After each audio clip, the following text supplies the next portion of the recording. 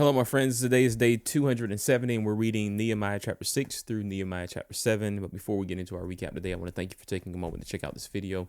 Hopefully, you're finding the yearly Bible reading program incredibly helpful. Hopefully, you're encouraged to continue reading the Bible every single day, and I hope you leave feedback on the things you're learning from God's Word.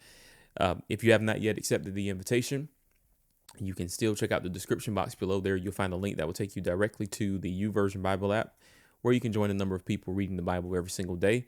And also, you can visit www.selflesschurch.org, and there you will find a link on the homepage that will allow you to sign up to receive more information about our upcoming study in 2026. And so we are looking forward to that. But listen, today we're reading along in the book of Nehemiah. And these two chapters, we have fewer chapters today because the chapters were longer. But we see that there are different captives returning back to Jerusalem, and they list them out in chapter 7. It goes to show you the precision of these individuals. The record keeping is incredible. But there's one primary issue in today's reading, and that's Sanballat. Sanballat, Tobiah, Geshem, and the other enemies of Nehemiah. They are conspiring against the people of God, and it is a crying shame, as we'd say back home, because they're trying to do everything they can to stop, hinder, and distract Nehemiah from doing the Lord's work. And one of the things we see here is just the intentional efforts and the tenacity of the leaders to get this work done. They are not in the business of being distracted. And I will say this is the only point I have today, so I may not even have a very long video. But if the enemy can do anything, if they cannot get you to act immorally, if they can't get you to, lose your faith in God, or the enemy strives to distract us. One of my mentors said this to me years ago.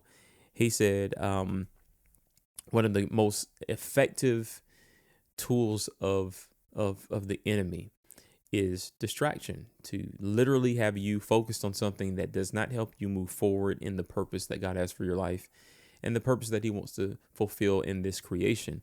And one of the things we keep seeing over and over again is Nehemiah and Ezra's ability to avoid the obvious distractions that would prevent them from doing the things that they are committed to doing.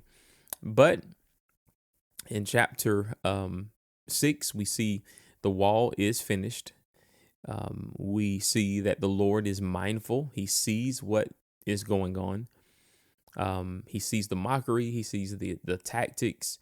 Everything here is very clear before the Lord, and he responds accordingly. But they're able to finish their task, and it is a positive step in the right direction. So this is what I learned from today's reading. By all means, avoid distraction. That is one of the most important disciplines in life, is focus, right? Stay focused.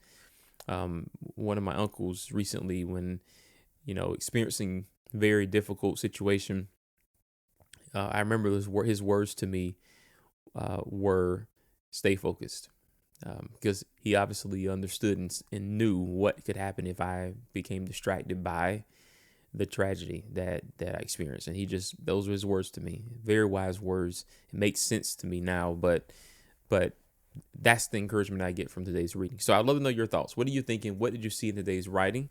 And leave your comments below, and I believe it'll help us all. But until next time, thank you for watching.